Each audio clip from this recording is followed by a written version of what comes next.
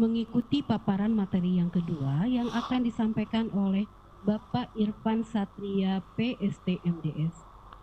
Assalamualaikum Pak Irfan. Waalaikumsalam Ibu. Iya, Pak Irfan. Iya, udah kelihatan nih Pak Irfannya. Ya, suaranya jelas Bu? Ya, jelas, udah jelas, terima kasih.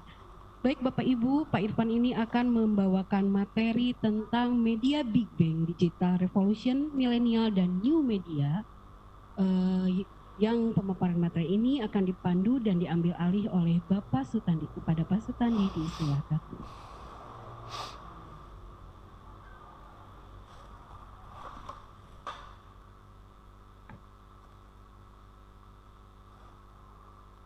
Baik, terima kasih Ibu Erli. Assalamualaikum warahmatullahi wabarakatuh. Waalaikumsalam. Terima kasih Bapak Dr. Made Ardana, Bapak Usmana, serta teman-teman di Kepala Departemen. Kemudian di sesi berikut ini yaitu Bapak Irfan. Gimana Kang Irfan, kabarnya sehat? Alhamdulillah sehat Pak Tendi. Ya, harus sehat soalnya banyak proyek yang antri ini. Iya. Ya, untuk saat ini Kang Irfan akan membawakan media Big Bang, Digital Revolution, Millennial, dan New Media. Ya. Ya. Sebelumnya teman-teman kejuruan, saya akan bacakan dulu sekilas biodata profil dari Bapak Irfan atau Kang Irfan ini. Beliau sebagai CEO dari Nusa Edu, ya. Baik. Owner Ruang Kreatif Aksara Studio, owner Laskar Cima Studio, owner Nusa Edu, owner online Shop Animasindo, serta sebagai dosen di UPI, STIMIK Amik Bandung, UMN, Telkom University, Unjani, serta menjadi guru animasi di SMK 2 Cimahi. Betul ya, Kang Irfan ya? Iya. Kemudian juga sebagai instruktur di CCA atau Cimahi Creative Association. Setelah itu sebagai asesor juga di BNSP. Untuk pendidikan Content and Intellectual Property Management Training Course IDA Japan tahun 2014. Magister Desain FSRD dari Institut Teknologi Bandung 2014. Diploma 4 Animasi FSRD Institut Teknologi Bandung 2013. Organisasi Founder dan Director Pendidikan Cimahi Creative Association, Deputi Media Asosiasi Industri Kreatif dan Asosiasi Animasi Indonesia AINAKI, serta Pembina Saka Telematika Pramuka Cimahi, pendiri Koperasi AINAKI tahun 2015, Deklarator FDGI 2015, serta tim penyusun SKKNI Multimedia dan Animasi tahun 2016. Kang Irfan, kalau tadi FDGI itu apa ya? Forum Desain Grafis Indonesia. Ya, Forum Desain Grafis Indonesia tahun 2015. Baik, teman-teman asik kejuruan, Kang Irfan yang memantau di sini mungkin banyak sekali guru-guru multimedia ya yang memberikan pencerahan dari pakarnya nih. Iya. Baik, untuk waktunya kami persilakan untuk memaparkan dari presentasi Kang Irfan. Silakan. Oke, saya share dari sini ya. Oke, silakan. Oke. Gimana Pak Tendi? Sudah terlihat? Sudah, jelas sekali. Oke. Baik, Assalamualaikum warahmatullahi wabarakatuh. Waalaikumsalam. Terima kasih kawan-kawan dari P4TK BMTI, ya Pak Tendi dan teman-teman guru yang hadir hari ini. Ini kesempatan kedua saya untuk paparan. Yang pertama lebih banyak ke animasi. Hari ini saya ingin lebih banyak mengupas ke multimediaan, ya. Karena sudah 10 tahun saya di asosiasi menerima banyak partner atau mitra dari multimedia kebanyakan justru karena multimedia itu ada 2000-an sekolah di Indonesia. Kalau animasi hanya 100-an dan itu juga baru gitu. Nah, pentingnya kita membahas kemultimediaan terutama di P4TK BMTI karena menjadi induk atau home base-nya bidang atau majornya multimedia.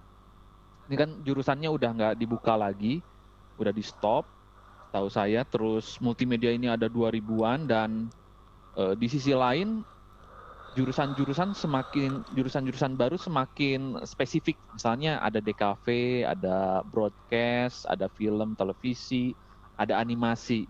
Itu kan sebenarnya copotan dari multimedia.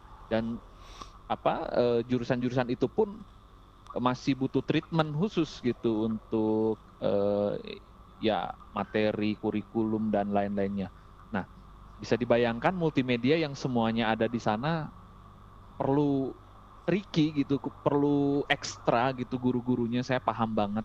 Dan sampai hari ini masih menerima ya diskusi atau konsultasi dengan teman-teman, terutama karena kami selalu menerima teman-teman magang, karena kami juga sering diundang IHT dan menjadi asesor ya waktu uji kom, jadi setidaknya tahu persis permasalahannya dan kebetulan ikut juga menyusun SKKNI multimedia dan mudah-mudahan hari ini sih bisa sedikit menjawab mungkin kendala-kendala. Hari ini saya ingin membahas multimedia Big Bang, jadi fenomena-fenomena yang terjadi di kemultimediaan dan ini sangat tipis erat kaitannya dengan film, dengan animasi dan lain-lain. Oke, kita next. Ini profil saya tadi sebutkan dan alhamdulillah untuk kemultimediaan ada banyak pengalaman di lapangan. Animasi pernah, film juga pernah, web dan lain-lain. Baik, ya kemarin juga kami akhirnya memproduksi tutorial-tutorial mengantisipasi pandemik. Semoga bisa dimanfaatkan oleh guru-guru SMK gitu. Ini teman-teman kami dari industri yang udah kerja, saya coba push ya untuk bikinlah, kasihan teman-teman SMK kalau cari di YouTube mungkin bahasa Inggris dan susah mencernanya dulu, jadi bikinlah yang bahasa Indonesia. Dan ya mungkin mulai sekarang sekolah coba mulai memanfaatkan asosiasi ya. Makin kesini asosiasi semakin solid, semakin baik ya. Jadi saya pun di Ainaki sangat senang gitu bisa membantu sekolah-sekolah. Cuman yang penting sekolahnya proaktif aja. Jadi jangan sungkan, silahkan bisa menghubungi siapapun yang ada di jajaran pengurusan. Biasanya mereka kan bisa dikontak lewat sosial media, ada IG-nya, ada YouTube-nya, ada Facebook-nya. Kalau ke multimediaan bisa ke Ainaki, bisa ke desain, bisa ke film gitu. Nah ini sebenarnya studio-studio saya kenapa ada banyak, karena karakter studio itu ada banyak juga. Kalau Aksara saya studio khusus untuk servis gitu, jadi untuk pesanan-pesanan project. Kalau Laskar Cima saya bikin produk sendiri, karakter sendiri, ya intellectual property sendiri. Kalau Nusa Edu karena waktu menjalankan studio banyak sekolah yang datang ingin bermitra dan ingin belajar, jadinya nggak sesuai grand design sebenarnya, istilahnya apa ya, begitu saja akhirnya buka divisi baru ya pendidikan ya Nusa Edu, seperti itu. Ini sedikit saya tampilkan profil studio saya.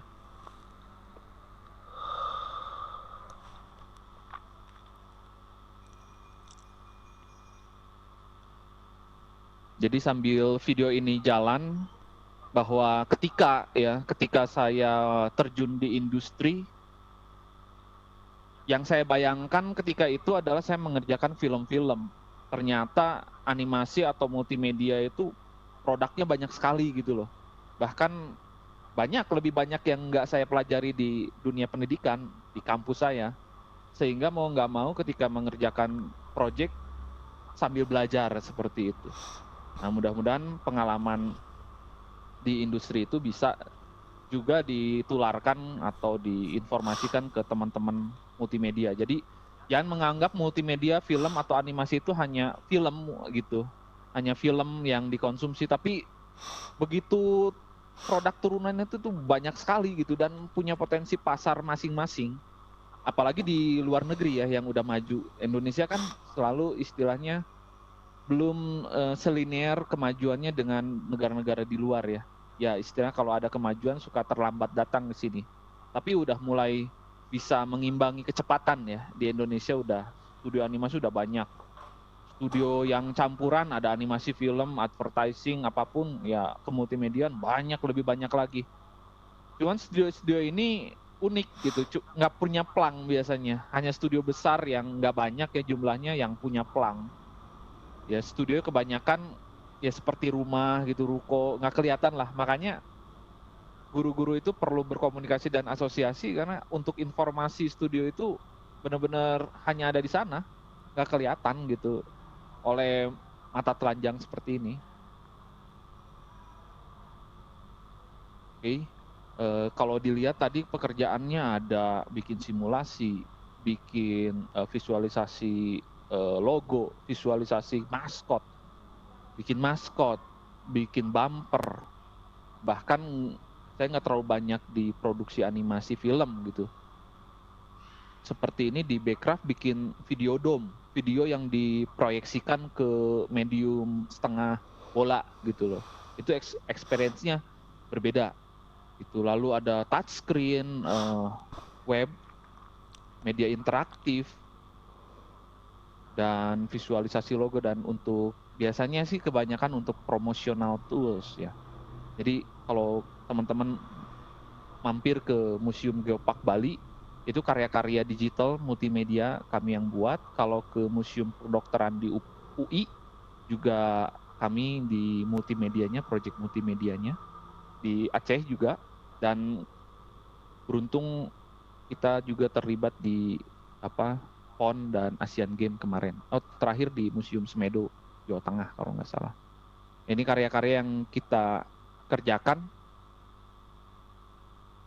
Pak Tendi kalau misalnya ada gangguan apapun, tolong diinformasikan biar bisa ditindaklanjuti. Oke, baik. Jadi kalau teman-teman dari SMK atau dari kampus itu datang kepada kami dan magang, biasanya dipilihkan 2 gitu. Kalau suka 3D ya masuk ke project 3D, yang suka 2D masuk ke 2D. Jadi IP saya dipakai untuk eksperimen buat membantu teman-teman di SMK dan di kuliahan.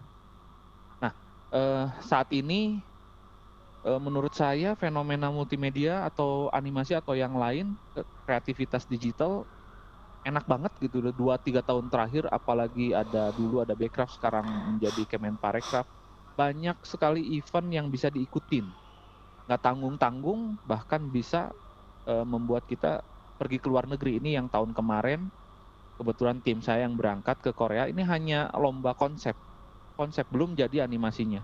Dari 100-an orang dipilih 7, alhamdulillah bisa masuk. Maksud saya banyak wahana yang bisa dipakai oleh Bapak Ibu guru bersama dengan murid-muridnya, eksperimen, ikutin lomba-lomba untuk mendapatkan exposure. Nah, alhamdulillah komunitas kami atau orang-orang yang belajar di tempat kami kita bimbing, ada yang juara ya, tingkat kampus, tingkat umum, tingkat SMK.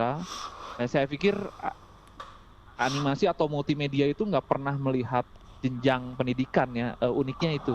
Jadi punya kesempatan gitu, semuanya kesempatannya sama. Karena keilmuannya baru, bisa dihitung baru gitu. Jadi mau kuliahan S1 kayak mau D4, mau SMK, bisa bersaing gitu.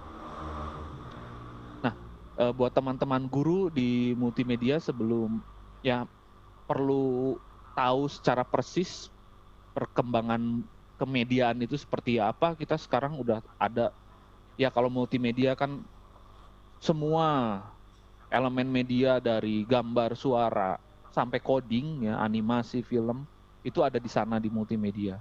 Terus mesti paham juga intermedia apa, transmedia apa. Sekarang ada cross media, ada hipermedia. Intermedia kebanyakan untuk ini ya, seni murni yang bergabung dengan media lain. Transmedia, sekarang udah musim ada novel berubah menjadi komik, berubah menjadi film animasi, berubah menjadi bioskop, film bioskop, berubah menjadi game, berubah. Nah itu konten isinya sama, mediumnya yang berubah, dan audiensnya itu menambah gitu. Bukan itu aja audiensnya bisa menambah. Yang pasti itu aja kemungkinan besar ya. Tapi kenapa nggak bosen ya? Ya karena beda media itu beda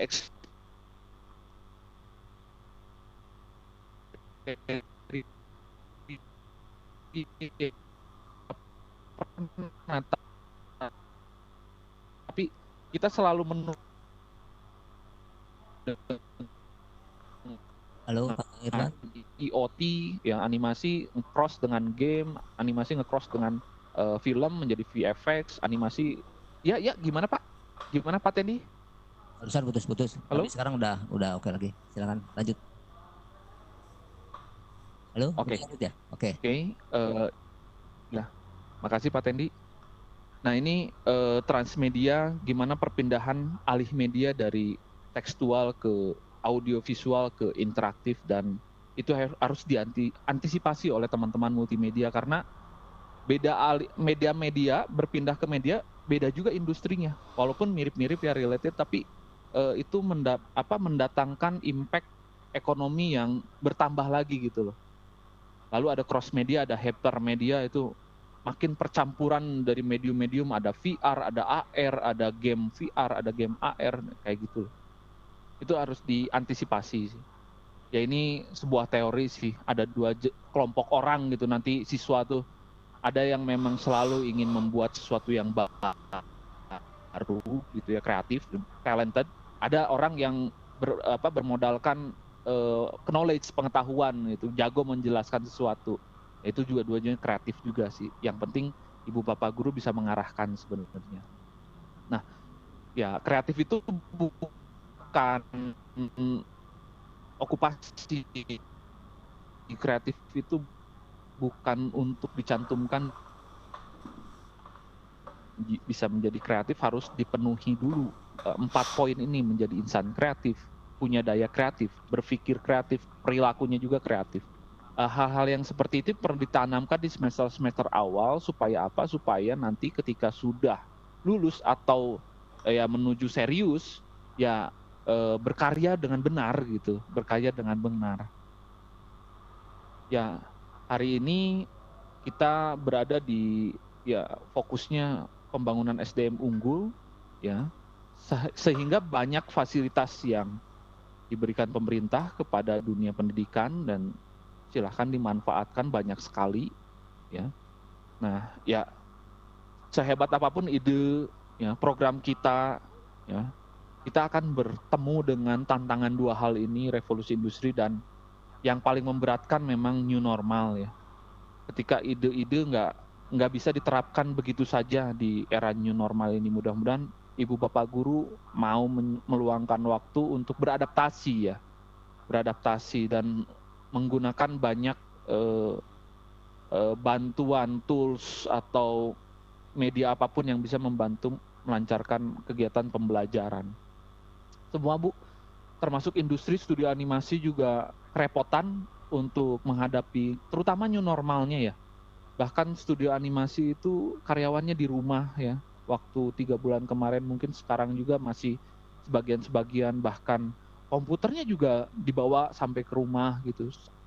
Dan teknologi ya seperti bandwidth itu sangat menentukan sekali, dan yang pasti ada perlambatan gitu. Dan ini juga menghambat juga program-program seperti magang dan lain-lain, sehingga kita harus mencari solusi lain. Dan maksudnya nggak terjadi di dunia pendidikan gitu, di studio, di produksi pun ini mempengaruhi sekali.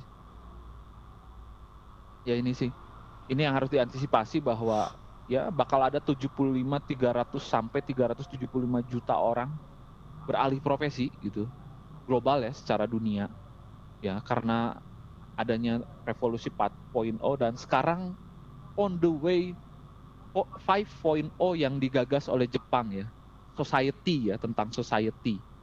Kalau di sini sih lebih banyak kita gimana caranya nge-cross teknologi informasi dan hardware ya. Nanti kalau 5.0 itu serba personalized gitu, serba wearable. Jadi perangkat-perangkat itu udah ditanam atau menempel di tubuh kita gitu loh. Ya, seperti AR dan VR kan hari ini kan baru semacam tren. Kalau di 5.0 yang tadi yang oleh Jepang itu semacam kayak kacamata gitu udah dipakai gitu loh di tubuh kita, wearable sebutnya. Itu harus diantisipasi juga karena multimedia yang paling dekat bidangnya. Ya kalau kita belajar dari sejarah, telepon itu untuk menuju ya 50 juta user telepon butuh waktu 75 tahun. Automobil, electricity, televisi butuh 22 tahun untuk mencapai 50 juta user. Kita lihat yang paling bawah, Pokemon Go, ya. Ini 5 tahun yang lalu lah Pokemon Go. Itu kan games berbasis AR ya, game berbasis AR pakai HP ya, gabung dengan dunia nyata. Dia butuh waktu 19 hari aja Pak, Bu, untuk menuju 50 juta. Apakah ada yang masih yang main Pokemon Go? Masih. Cuman dulu boomingnya beritanya udah lama. Tapi masih banyak yang main. Maksudnya Pokemon Go ini kan produk masa depan VR AR. Nah, yang perlu diantisipasi adalah teknologi VR AR-nya itu lalu bergabung dengan IP. Karena kalau game AR dan VR dia berdiri sendiri gitu, belum tentu seramai Pokemon Go. Audiens yang menyukai Pokemon ketemu dengan para penyuka game, apalagi berbasis teknologi, ya udah meledak gitu. Ya. Dan dia juga bergabung dengan industri-industri seperti pariwisata, ya, kafe, resto dan lain-lain. Dia butuh hanya 19 hari dan ya perlu dipelajari juga mungkin karena multimedia ya interaktif masuk. Unity, kalau nggak Unity, Unreal, ya kontennya Blender cukup, seperti itu. Udah bahkan sekarang Unreal dan Unity semi coding gitu, tinggal dipelajari ya. Dan ini juga kita berangkat dari sejarah bahwa ya kita berada di zaman kemasan media gitu, zaman kemasan teknologi. Kalau IBM umurnya udah 107 tahun, HP 79 tahun, Disney 95 tahun. Untuk mencapai kejayaan Tesla butuh 15 tahun. Google butuh 20 tahun. Ya, Twitter dan lain-lain di bawah 10 tahun. Nah, saya menangkap bahwa fenomena teaching factory yang sekarang digagas oleh kementerian, ya, pertama kalinya ada Dirjen Vokasi dan ini kabar baik untuk teman-teman vokasi bahwa TEVA akhirnya akan menjadi sebuah kewajiban.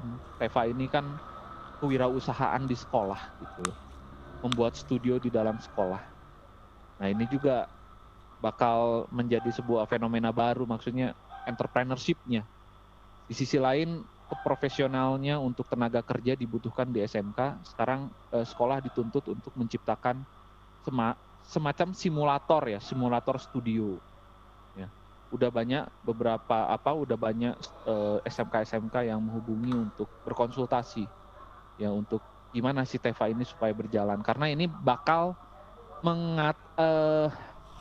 semacam solusi untuk guru ya, belajar guru, mungkin tambahan untuk guru dan simulasi untuk siswa sebelum ke industri, simulasi dulu di dalam, atau yang magang yang nggak kebagian atau terkena fenomena semacam ini ada pandemik, itu akhirnya bisa solusinya adalah di dalam sekolah ya, melalui TEVA. Dan tidak menutup kemungkinan kedepannya TEVA akan menjadi mitra industri besar, dan industri besar itu memang mencari-cari studio mitra ya, partner untuk mengerjakan bagian kecil atau hal-hal yang bisa di-share pekerjaannya ke SMK ya, ke TEVA, dan ini sudah dicontohkan oleh beberapa SMK mungkin yang di Kudus, terus ada juga mungkin ada SMK lain saya lupa. Nah itu bisa dicontoh sih juga. Nggak hanya di bidang multimedia animasi ya, bisa bidang-bidang yang lain juga. Ya, perkembangan teknologi dalam 10 tahun terakhir, jadinya ini menjadi strategi Bapak Ibu guru, apa yang mau difokuskan. Karena sekali lagi untuk menjalankan jurusan multimedia itu ya perlu effort khusus dan agak berbeda gitu. Saya sering diskusi dengan Bapak Ibu guru bahwa di setiap tahun mungkin harus menentukan fokus. Kalau multimedia, kalau animasi kan pilihannya kalau nggak 2D, 3D itu aja, dan dua-duanya juga dipelajari. Kalau multimedia ini mau nggak mau harus menentukan fokus. Misalnya lihat kondisi gurunya, kompetensinya, lihat kondisi minat siswanya, ya, dan juga faktor dukungan dari sekolah. Apa nih kemultimediaan tahun ini? Bisa jadi kemultimediaan tiap tahun berbeda. Mungkin contohnya tahun ini mau motion graphic, nggak sekompleks animasi full animated film kan kalau mau grab. Dan motion graphic itu turunan dari animasi yang industrinya besar juga, nggak hanya di Indonesia, di luar negeri juga. Jadi sangat-sangat bisa menjadi pilihan, sehingga nanti akan diterjemahkan oleh kurikulum. Oke, kurikulum itu kan maksudnya nggak bisa dirubah ya secara tulisannya, redaksionalnya. Kami udah berbicara dengan pejabat-pejabat Kementerian Pendidikan, dengan guru-guru di lapangan. Selama ini kita kalau meminta kurikulum yang ideal ya butuh waktu. Ya, yang ada adalah kita bukan mengganti, memodifikasi atau semacam ya anggap aja merekayasa, karena ternyata setelah diskusi dengan guru-guru ini sangat lazim. Misalnya mata kuliah A isinya adalah misalnya A++ gitu, lebih dari itu. Yang penting kan sebenarnya sifatnya kurikulum kan minimal ya. Silahkan kalau mau dikembangkan atau bahkan lebih dari yang minimal itu boleh. Sampai uji kom. Bahkan beberapa sekolah uji komnya udah ideal seperti yang industri mau. Misalnya uji komnya animasi kan kami nggak menuntut bikin film jadi, tapi keprofesian spesifik sesuai dengan kompetensi. Misalnya hanya modeling saja, animate saja. Itu karena kesepakatan antara dunia industri, guru dan asesornya. Ya kalau misalnya sepakat ya dengan instrumen yang ada tetap masih bisa berjalan gitu. Makanya ini butuh semacam kreativitas lebih dari guru-guru multimedia terutama. Ya ini untuk membandingkan ya bisnis yang hanya bermodalkan aplikasi dengan bisnis yang bermodalkan hardware fisik gitu, objek-objek fisik. Masih menang yang berbau-bau digital ya. Garuda punya pesawat banyak banget, tapi valuasinya masih tetap menang Gojek ya. Bahkan bedanya cukup jauh ya. Ini mulai bicara keprofesian, ini sebuah survei yang diambil di Amerika ya. Bisa jadi ini pendekatan lah, walaupun nggak akan benar-benar sama, tapi ini biasanya nggak beda jauh. Jadi di Amerika ini area-area yang paling demanding, ya ini kan multimedia ya, campuran. Jadi top satunya adalah web dan mobile development. Saya lihat juga di multimedia belajar juga bikin web. Ya.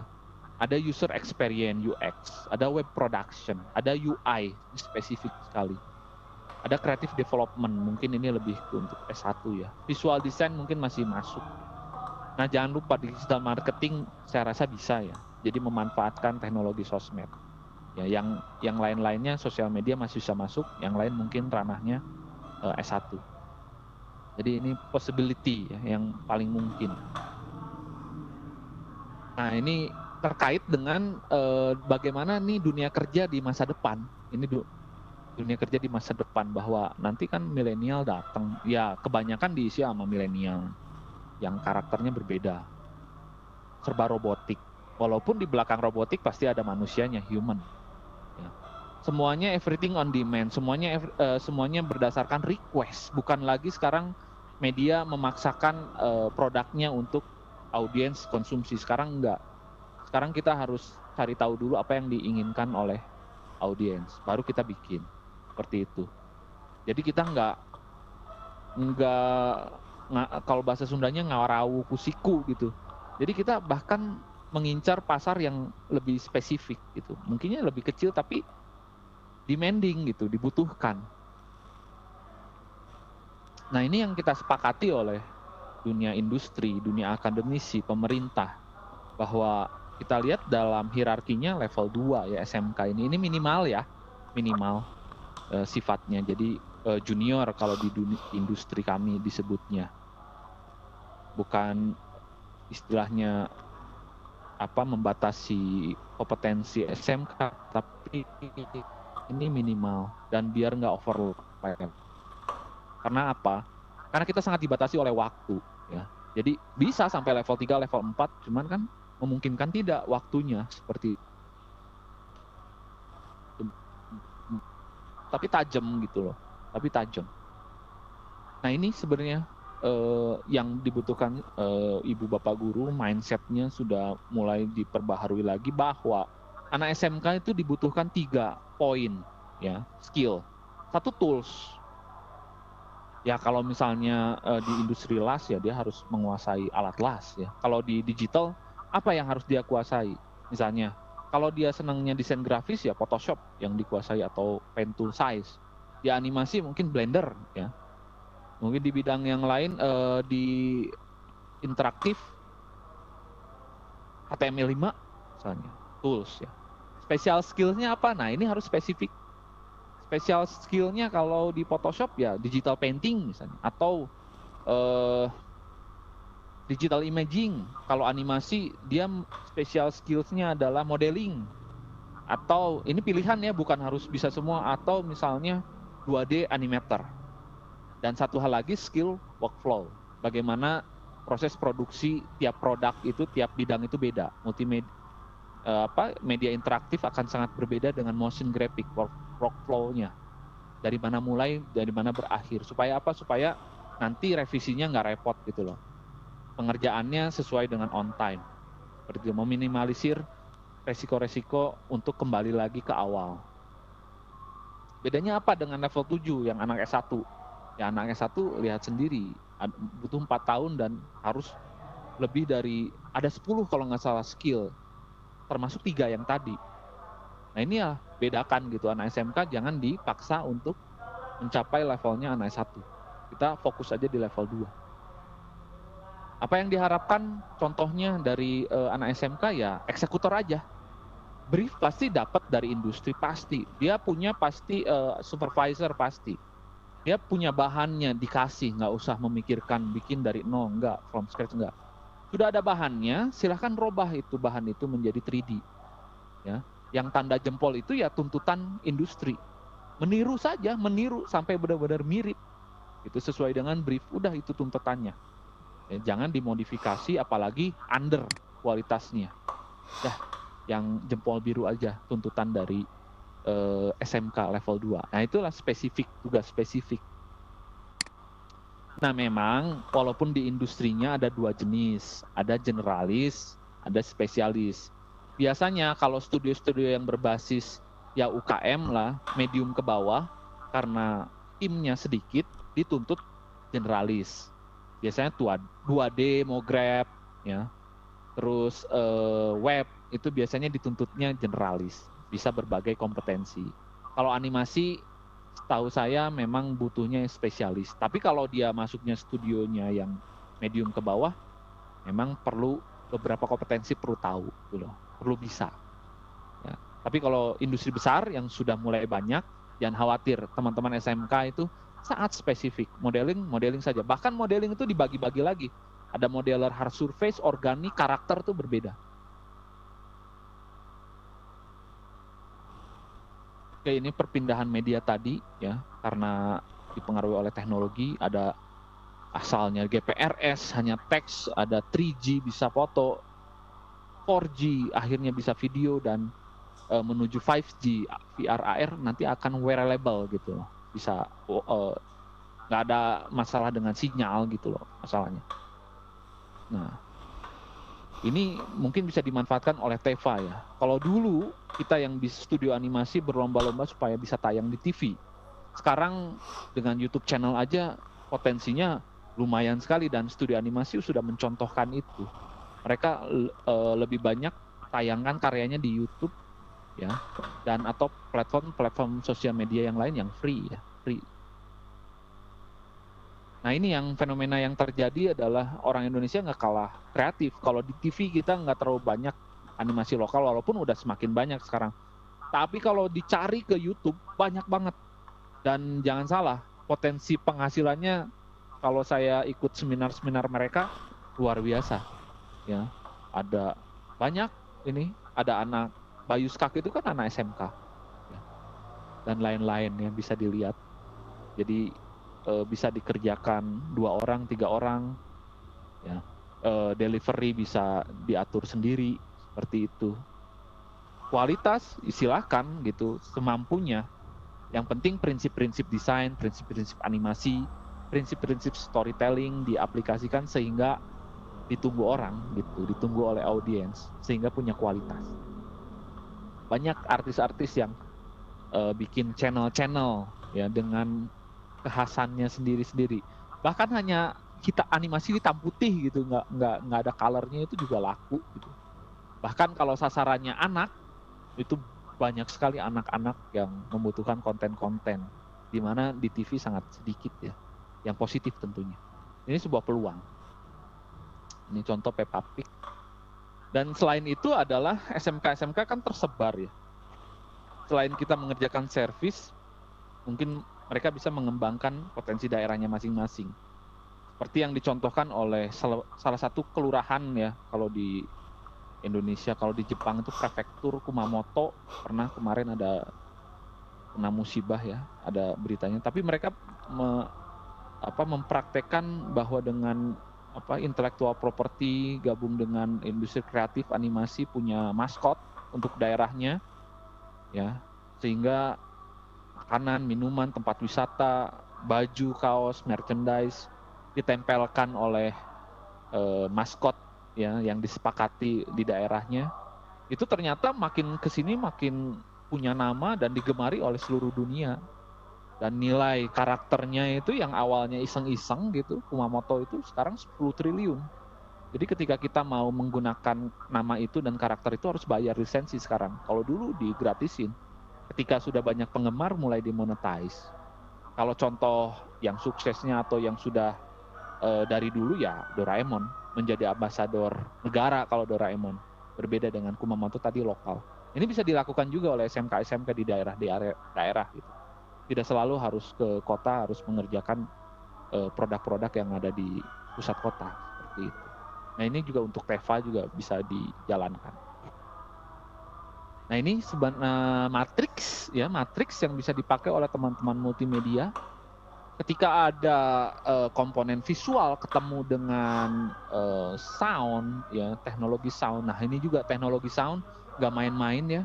Jadi kalau dulu kita kalau dengan hobi ya sound ini belakangan di treatmentnya, yang penting bunyi aja. Kalau sekarang nggak bisa. Sound itu art sendiri, bidang sendiri yang sama pentingnya seperti visual. Ketemu visual, lahirlah movie, film, ya kan?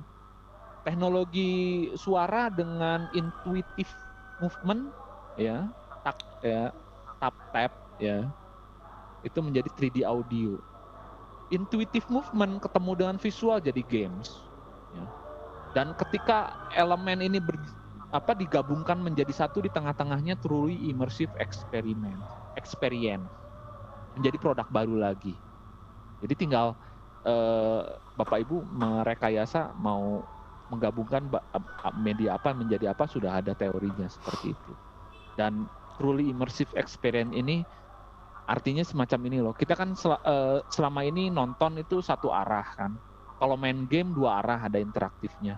Kalau immersif, saya ingin menjadi karakter di dalam game itu. Dan ketika saya melihat ada dunia games itu, dengan cara apa? Dengan cara bantuan alat seperti VR dan AR, dan sekarang Oculus ya. Kenapa Facebook membeli Oculus ya? Facebook kalau orang bersosial media kan sekarang bisa punya avatar di dunia yang lain dan pakai alat Oculus itu seperti kita hidup di alam yang lain gitu. Nah ini yang imersif, yang tadi yang saya katakan imersif itu salah satu produknya Videodome. Di negara lain sudah maju, orang berantri-antri untuk sekedar mendapatkan tayangan 5 menit, 10 menit. Entah itu tentang, bukan film ya, itu biasanya tentang simulasi luar angkasa atau apapun lah. Ya tapi nontonnya itu seperti setengah tidur gitu, ngelihat ke atas yang berbentuk bola, diproyeksikan ke berbentuk bola, itu rasanya berbeda. Kalau video mapping udah sering ya, dan nggak ini apa istilahnya, untuk mendapatkan video mapping yang masif memang butuh alat yang besar juga, tapi sekarang video mapping bisa untuk alat-alat yang kecil. Bahkan saya pernah uji kom di SMK di daerah malah ya, di daerah Kabupaten Bandung, anak itu udah bisa men-setting video mapping ke dalam medium yang kecil dengan proyektor saja, terus ada softwarenya, ini sangat bisa dipelajari. Ini bisa menjadi sebuah produk baru gitu, untuk advertising, untuk apapun. Hologram adalah ya bisa memunculkan karakter maya ya ke dalam realitas. Ini salah satu contoh aplikasi dari hologram. Dan sekarang alatnya udah mungkin di luar sana udah mass production ya, udah kayak PlayStation seperti itu. Tapi sebenarnya cara kerjanya hologram ini bisa pakai iPad. Yang penting kita punya prisma, pakai mika atau kaca ya, di atasnya diproyeksikan oleh iPad.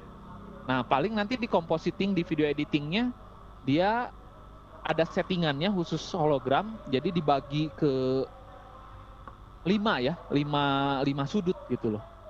Itu bisa, itu udah dipraktekkan, sangat bisa sekali. Cuman ini lebih advance, bisa game, dia bisa main game. AR ya. Ini juga ada tayangan tentang teknologi sekarang. Ya, ketika saya di Jepang ya, melihat ada sebuah ruko atau kayak game station ya, kayak game master di mall-mall, itu setiap session, setiap alat ini kita harus bayar ratusan ribu, cuma berapa menit gitu untuk mendapatkan experience ya, dan ya pastinya jadi potensi ekonomi yang tinggi juga ya. Alat-alatnya sudah banyak di pasaran ya, sudah terjangkau lah, softwarenya sudah ada, keilmuannya juga sudah ada gitu, banyak di internet tentang Unity, Unreal. Ya, saya pikir ini sangat bisa dilakukan di SMK juga. Nah, ini yang ingin saya jelaskan ya, kenapa sih kita harus mengerjakan media-media yang new media atau kekinian ya. Yang di depan kita adalah milenial dan senial. Milenial yang senial itu yang tahun 2000-an ke sini lahirnya lebih muda lagi, dan mereka ya sangat natif terhadap teknologi, sehingga ya, teknologi yang kita tawarkan nggak boleh jadul gitu, harus up to date juga. Nah, slide ini saya ingin tampilkan melihat fenomena ketika saya menjadi guru di SMK. Sekarang udah enggak ya, sekarang saya hanya ngajar di UPI dan di Telkom saja gitu, yang lainnya udah enggak. Bahwa siswa-siswa kita butuh sekedar dari pengajar, apalagi paradigma pengajaran sekarang berubah menjadi pembelajaran. Sekarang kan student center kalau nggak salah ya, jadi semuanya berpusat pada siswa ya. Jadinya butuh sekedar dari pengajar kita tuh. Jadi kita butuh seorang coach ya, seorang pelatih, seorang mentor. Ya, nggak hanya bisa memberikan paparan keilmuan, tapi juga bisa mendampingi, bisa melihat blank spot yang keistimewaan dari siswa-siswa itu yang sangat berbeda gitu. Nah, ini dari Prof. Renal Kasali ya, buat Bapak Ibu guru mungkin ini penting juga apa yang dibutuhkan. 5 keterampilan menurut Prof. Renal Kasali untuk menghadapi milenial, senial ya, untuk menghadapi postmodern ini. Ada keterampilan digital, keterampilan berpikir, keterampilan personal, keterampilan profesional, dan jangan lupa keterampilan ekosistem. Jadi kemampuan melihat segala sesuatu itu secara komprehensif, nggak satu bidang aja gitu. apa hubungannya dengan bidang yang lain. Dan tentu saja di era pandemik ya pembelajaran online itu menjadi sebuah keharusan ya. Nah, sebenarnya ini sih rumus dari sebuah universitas di Singapura ya, waktu itu webinar dia memberikan rumus di lembaga pendidikan ya, bisa menggunakan rumus ini 70 20 10. Memang anak-anak ini yang saya rasakan juga mulai mempunyai kompetensi juga di pas setelah magang ya. Ya karena memang anak sekarang berbeda ya, memang karena di tempat magang truly pengalaman langsung industri itu terasa, sehingga kesuksesan Bapak Ibu guru di SMK adalah sebenarnya di kesuksesan di program magangnya. Kalau kurang sukses di program magangnya agak berat tuh. Tapi kalau program magangnya sukses, insya Allah siswa itu nggak susah lah, cepat diserap gitu. Lalu 20% di mentoring coaching. Jadi pembelajaran itu bukan sekedar di kelas pada saat ada mata pelajaran, tapi di luar melalui berbagai medium ya, untuk sekedar mendapatkan mentoring coaching itu dibutuhkan siswa.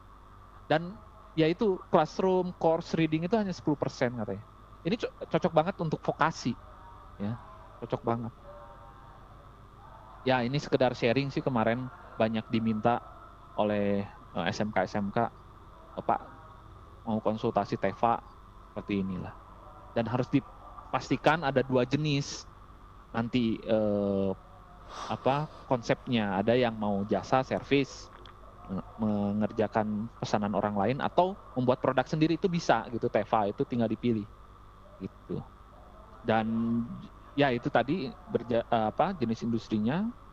Mau ngincer mana nih? Kita lihat dulu lokal. Di lokal kita ada nggak kemungkinan mitra atau pasar gitu ya.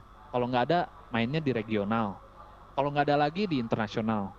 Internasional juga banyak di marketplace pekerjaan-pekerjaan yang bisa dieksekusi oleh TEFA.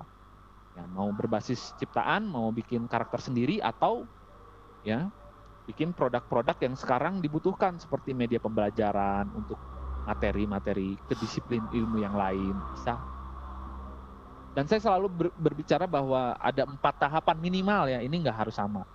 Jadi ketika kita TEFA ini, pertama itu yang harus pasti dan harus sepakat adalah identifikasi dulu, identifikasi kekuatan, identifikasi SDM, manpower-nya seperti apa, karakteristik sekolahnya seperti apa, lingkungan di sekolahnya seperti apa, infrastrukturnya seperti apa, sehingga akan memunculkan identitas TEFA yang cocok. Setelah itu dikuatkan kompetensinya sesuai dengan industrinya gitu. Lalu simulasi dulu, setelah penguatan TEFA, simulasi dulu gitu, bikin proyek-proyek yang udah dikerjakan oleh industri, atau industri punya IP dikerjakan coba oleh studio TEFA, SMK ya, bisa mengikuti nggak dengan requirement ya, kebutuhan oleh studio. Baru setelah itu selesai, PD lah launching TEFA, sama seperti melaunching sebuah studio. Ya, jadi terbuka untuk siapapun ya, konsumennya siapapun. Dan saran saya untuk mencari partner ya baiknya elemen-elemen ini dimiliki oleh partnernya. Jadi dia bisa menjadi mitra, tentu saja bisa menyediakan, punya waktu untuk mentraining, bisa memediasi dengan industri lain, bisa mensupervisi, bisa quality assurance, bisa menjadi coach, dan bisa membantu juga minimal ya teknik-teknik promosi dan distribusi semacam itu. Ya, terakhir ya ini take action. Ya, terima kasih. Seperti itu mungkin paparan dari saya. Selanjutnya saya berharap bisa berkomunikasi atau tanya jawab ya. Pak Tendi, saya kembalikan kepada Pak Tendi. Sekian. Wassalamualaikum warahmatullahi wabarakatuh. Waalaikumsalam warahmatullahi wabarakatuh. Terima kasih Pak Irfan. Jadi begitu besarnya ya multimedia, sampai-sampai pun ada bertanya nih, bagaimana memfokuskan siswanya. Ini dari Pak Supriyono, Pak Irfan, ada pertanyaan. Ya. Dari SMK Madya Depok, Bapak Supriyono, untuk menanamkan kreativitas siswa bagaimana caranya? Mungkin ada saran Pak, apakah SMK kami bisa bekerja sama dengan lembaga atau perusahaan Bapak? Caranya seperti apa? Terima kasih. Silakan, Ya. nanti masih ada pertanyaan. Silakan, Kang Irfan. Kreativitas itu setelah kita tadi jabarkan bukan sebuah jenis pekerjaan atau skill ya, bukan. Kreativitas itu bukan skill tapi mindset ya, cara berpikir. Bisa dihasilkan dari latihan-latihan ya, tugas-tugas ya yang menuntut keterampilan ya, daya pikir juga. Misalnya ya, kalau kami di asosiasi dulu saya pengen tiap orang selalu berpenampilan beda gitu di hari tertentu gitu. Itu exercise latihan-latihan yang menuju ke arah sana. Jadi misalnya ada sebuah permasalahan sampah gitu, misalnya ada sebuah habit yang buruk di sekolah, coba guru dan siswa sama-sama cari solusinya yang berbeda lah. Selalu hindari sesuatu yang mengadaptasi, meniru. Selalu memulai segala sesuatu dengan cari sesuatu yang berbeda. Terutama kalau di bidang vokasi multimedia, bisa diterjemahkan melalui exercise keseni rupaan ya, kayak ngegambar, membuat sketsa. Ya. Itu sih yang paling dekat gitu, yang paling sering. Yuk membuat sketsa, live drawing di luar, seperti itu. Itu aja dulu. Gitu. Jadi menajamkan kemampuan kognitif, psikomotor, sama afeksi. Yang penting 3 hal itu termention dalam latihan-latihannya. Nggak usah yang berat-berat ya, yang setahu saya. Tapi kita bisa cari bahan-bahan di internet, terutama main games. Main games yang board game, itu penting juga tuh, board game. Board game itu kan banyak, ya Kak. Board game itu kan artinya kayak ular tangga itu kan board game, catur board game. Tapi banyak juga board game edukasi di luar yang bisa dipraktekkan di kelas. Jadi nggak sekedar belajar gitu. Di kelas itu coba agak dirubah dikit, lebih menyenangkan. Main board game bareng gitu. Itu latihan-latihan yang bisa dilakukan. Tentu saja saya sangat terbuka dengan banyak sekolah yang ingin bekerja sama, silahkan. Gitu. Kalaupun nanti ada kendala, saya akan merekomendasikan ke mitra yang lain. Ya, yang baiknya sih yang lebih dekat dengan sekolahnya. Seperti itu. Walaupun sekarang zamannya bisa online ya. Ya mudah-mudahan bisa menjawab. Baik, caranya tadi seperti apa kalau mau bekerja sama dengan perusahaan Bapak ini tadi? Ya, monggo sih bisa, kalau misalnya jauh kita bisa Zoom meeting gitu. Kalau misalnya jauh untuk menginisiasi. Kalau misalnya mau datang langsung juga boleh. Ya, kami sekarang base campnya di Cimahi Technopark. Silahkan bisa datang janjian. Kalau nggak bisa ya Zoom meeting aja, nggak apa-apa.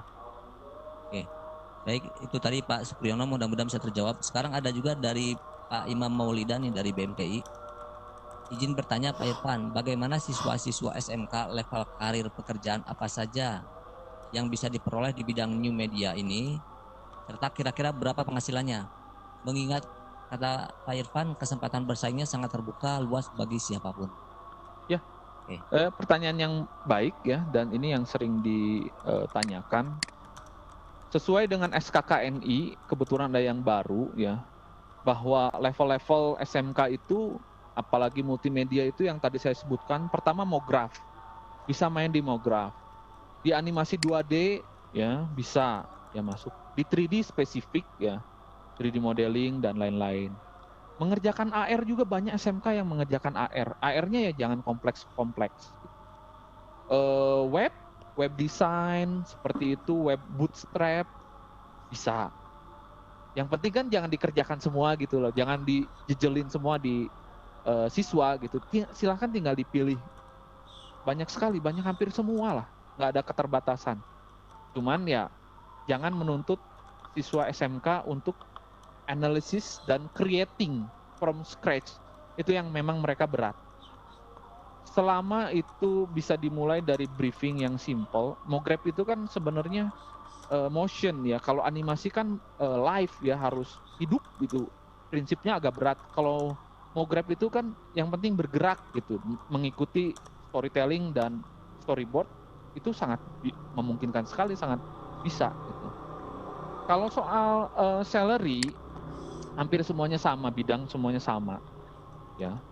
Yang membedakan jenjang karir. Jadi semuanya akan bermula dari minimal UMR ya. Animator sejago apapun ketika belum punya pengalaman harus mau start dari UMR minimal. Sangat bisa UMR ya teman-teman SMK. Sama seperti lulusan S1. Lulusan S1 itu diplot untuk menjadi supervisor, manager seperti itu.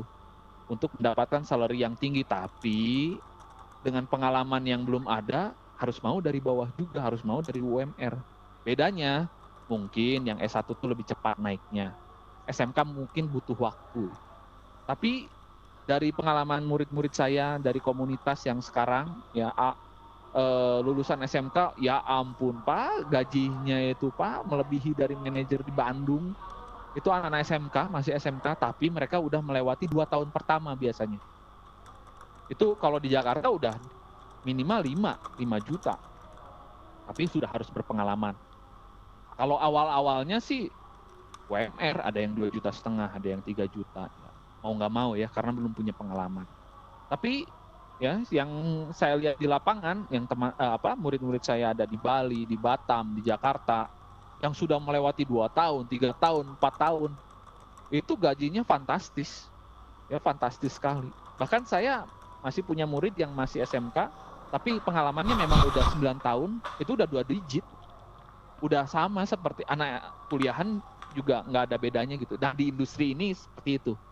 Nggak melihat istilahnya ijazah, tapi lebih melihat ke pengalaman dan kompetensi ya, seperti itu. Jadi ya itulah dari yang saya gambarkan mungkin bisa menjawab ya. Ini empirik ya, yang saya alami, murid-murid saya sendiri yang informasinya. Baik, mudah-mudahan Pak Imam bisa terjawab. Ada pertanyaan dari Pak Edi Hasanuddin, SMKN 53 Jakarta. Untuk teori kejuruan, sepertinya kami tidak masalah dalam mengatasi KBMJJ BDR ini.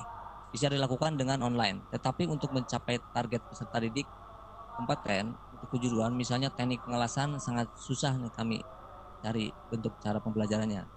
Bagaimana solusinya ini menurut panelis? Oke, mungkin hubungannya ya seperti itu, silakan. Ya bisa ikut menjawab sih. Memang tiap bidang berbeda ya. Kalau di animasi juga ini jadi permasalahan. Jangankan yang fisik kayak las ya. Di animasi pun kita masih kesulitan kalau online kayak gini. Saya harus membuat materinya double. Ya demo juga gitu ketika online dan online mengikuti, dan nggak cukup. Saya harus sisipkan juga tutorial yang mereka bisa lihat kapanpun ya, bisa mengulang gitu loh. Jadinya double. Dan nggak ada pembelajaran yang bisa menyaingi tatap muka ya, itu paling ideal. Cuma kan dalam kondisi ini kita sulit gitu loh. Untuk bidang-bidang yang seperti fisik ya, mekatronika, apalagi las, mau nggak mau harus tatap muka gitu. Cuman kan pada akhirnya protokol, nantinya pakai protokol, karena kan SKB 4 Menteri itu kan akhirnya membolehkan untuk vokasi praktek langsung dengan protokol gitu. Cuma ya pekerjaan kita sebagai pengajar lecture tambah, karena kelas harusnya 20 bisa, sekarang hanya 10, dan harus diadakan lagi kelas untuk 10-nya lagi. Mau nggak mau harus tatap muka, kalau yang fisik belum ditemukan teknologi yang bisa menggantikan itu. Seperti itu ya. Baik, mudah-mudahan tadi Pak Edi Hasanuddin dari SMK 53 bisa terjawab ya. Nah, ada lagi nih Pak Aryo Wibowo. Bagaimana kurikulum dunia kerja bisa diadopsi atau disesuaikan oleh sekolah? Karena kurikulum sekolah terkadang tertinggal dengan dunia industri.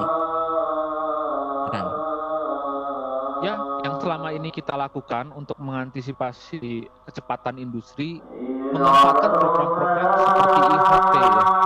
Jadi industri itu diundang Pak. Mereka tuh mau sebenarnya. Yang pasti Bapak lihat dulu profil dan industrinya. Yang pasti harus punya reputasi. Itu pertama. Yang kedua ya dari sekian industri mungkin ada yang bisa, ada yang enggak. Tapi hampir semua industri yang saya kenal, apalagi yang ada di asosiasi saya, udah biasa bekerja sama dengan sekolah diundang gitu. Untuk IHT itu sebelum perkuliahan atau sebelum pembelajaran dimulai, undang aja Pak. Undang, karena menunggu kurikulum dirubah itu agak lama. Kami pun udah berdiskusi dengan kementerian seperti itu. Dan lakukan dengan cara informal gitu, dengan berkomunikasi dengan industri. Kalau misalnya susah, berarti hubungilah asosiasi. Berarti harus menjadi member asosiasi, dan dengan member asosiasi itu bisa minta bantuan ke asosiasi untuk dipasangkan atau dihubungkan dengan industri yang kira-kira bisa membantu. Banyak kok industrinya, banyak pilihan. Dan sekarang sekolah-sekolah udah mulai nggak kesulitan lagi. Karena industri juga membutuhkan SDM, dan kami juga harus mau membantu. Jadinya nggak ada aturan pun kami mau nggak mau harus membantu. Karena dari mana lagi kami mendapatkan SDM? Walaupun teknologinya canggih, semua bergantung ke SDM. Seperti itu. Mudah-mudahan menjawab. Oke ya, jadi betul-betul harus sinkron sekolah dengan industri. Berkomunikasi ya. Ya, betul. Baik, sebelum ke pertanyaan terakhir, mungkin dari rekan-rekan di sini ada pertanyaan. Baik, Pak Irfan, ada satu lagi pertanyaan terakhir dari Kiki Meliasari. Oh, ini bagaimana dan apa syaratnya untuk magang di perusahaan Bapak? Itu mungkin. Silakan Kang Irfan. Ya, selama ini kalau kami, karena kami di asosiasi ya, di lokal di Cimahi Creative Association, memang dulu diadakan untuk membantu sekolah. Kami tanpa syarat. Mungkin kuota jadi syaratnya, karena makin banyak orang yang melamar, jadinya kita batasi di tiap sekolah itu hanya 4-3. Dan saya menyerahkan untuk siapa yang datang, saya akan menyerahkan seleksinya ke sekolah itu sendiri. Cuman kalau sekolah dia menyeleksi dan mengirimkan yang terbaik ke tempat kami, hasilnya lebih luar biasa lagi, dan kami jamin gitu. Dan selama ini begitu. Ketika mereka mengirimkan yang benar-benar mentah, ya minimal ada perubahan lah biasanya. Nah, kalau industri yang lain sama seperti seleksinya seperti kerja gitu. Nah, itu ada dua bentuk ya. Dan yang seperti CCA ini di tempat lain juga ada kalau nggak salah ya. Di tempat lain juga ada yang lebih lunak gitu syaratnya. Nah, mau nggak mau ya Bapak Ibu sekarang berlomba dengan sekolah yang lain, tingkatkan kompetensi sebelum mengirimkan magang sehingga bisa seleksi ya, lolos seleksi di industri-industri. Memang ada dua hal ini yang kita nggak bisa pungkiri ya, karena setiap industri berbeda. Ya kebetulan kami memang sosial movement, jadinya tanpa syarat. Tapi kalau industri yang lain memang by syarat ya, ada yang berat, ada yang enggak. Ya portofolio biasanya tes, biasanya dikasih tes. Dan tes itu bisa dipelajari di sekolah sehingga untuk tahun selanjutnya ya bisa masuk, karena udah mempelajari itu di sekolah, diantisipasi gitu. Jadi dipersiapkan khusus masuk magang gitu, sama seperti masuk kerja, ada persiapannya juga. Cari aja tesnya, pelajari aja di sekolah. Baik, terima kasih Kang Irfan. Ini karena waktu mungkin sudah 60 menit ya, tapi habis ya. tidak terasa, padahal masih banyak ya, pasti penasaran. Iya. Mungkin ada yang senang harus saya dapat gimana? Senang dapat pertanyaan-pertanyaan nih. Masih banyak sebenarnya Kang Irfan, tapi mungkin karena waktu. Ya. Oke, mungkin mungkin harus kita simpulkan nih dari beberapa yang dipaparkan Kang Irfan mungkin ya. Jadi studio animasi itu sebenarnya banyak, cuman tidak bermunculan ya. Banyaknya di rumah-rumah atau di ruko-ruko. Jadi ya, kalau misalkan guru-guru akan misalkan memagangkan siswanya, mungkin harus menghubungi asosiasi yang tahu di mana nih posisi-posisinya pemetaannya.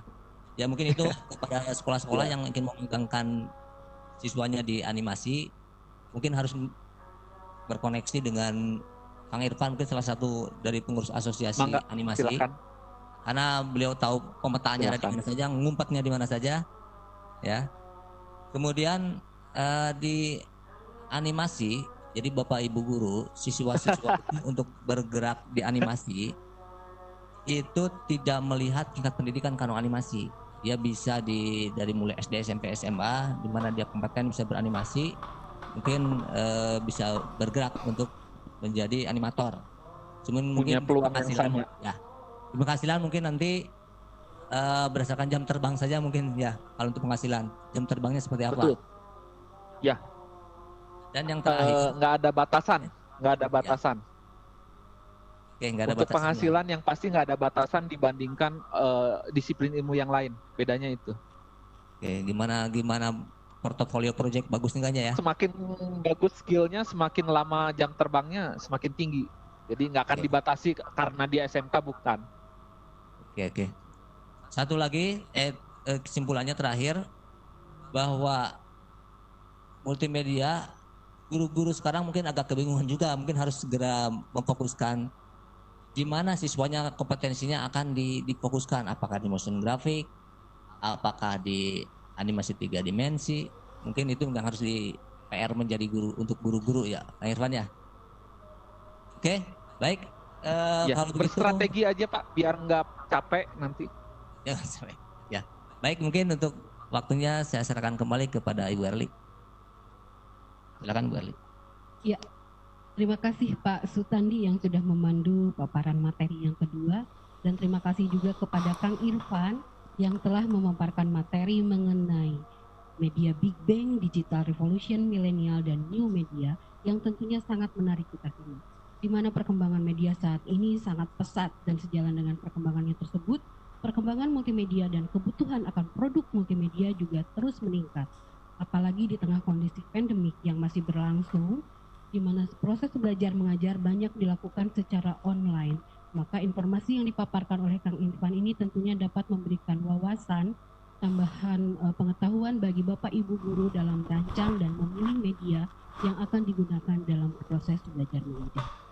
Dan ada satu pernyataan yang sangat menarik dari Kang Irfan nih Kang, yaitu kreativitas itu bukan skill, tapi lebih ke mindset atau cara berpikir kita dalam menajamkan kemampuan kognitif, psikomotorik, dan afektif. Jadi kreativitas itu akan makin tergali bila mindset kita juga berubah, jalan dengan perkembangan zaman yang ada. Apakah kita mampu untuk out of the box atau keluar dari kebiasaan yang kita lakukan, atau kita bisa mengikuti perkembangan yang sedang terjadi. Baik, terima kasih Pak Irfan, dan sekali lagi kita berikan aplaus buat Pak Irfan. Terima kasih Bapak Ibu narasumber dan Bapak Ibu serta hadirin yang berbahagia. Asik Kejuruan Industri Berbagi episode 10 hari ini telah selesai dilaksanakan. Terima kasih atas segala perhatian dan mohon maaf atas segala kekurangan. Dan partisipasi Bapak Ibu kami tunggu di Industri Berbagi episode 11 yang akan datang. Akhir kata, terima kasih atas segala perhatian dan mohon maaf atas segala kekurangan. Billahi taufik wal hidayah. Wassalamualaikum warahmatullahi wabarakatuh. SMK pasti bisa. Terima kasih.